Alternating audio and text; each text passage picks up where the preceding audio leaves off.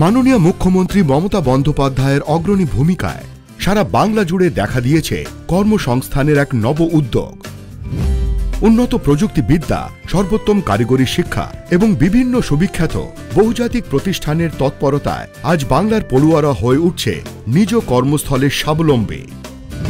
ব্যবহারিক দক্ষতার পরিপ্রেক্ষিতে শিল্প প্রত্যাশা এবং সুদক্ষ জনশক্তির চাহিদা পূরণে পশ্চিমবঙ্গ সরকারের technical education, training and skill development ডিপার্টমেন্টের নীতি অনুযায়ী ইন্ডাস্ট্রি ইনস্টিটিউট পার্টনারশিপ মডেল এই কর্মযজ্ঞে পালন করছে তাদের গুরুত্বপূর্ণ ভূমিকা।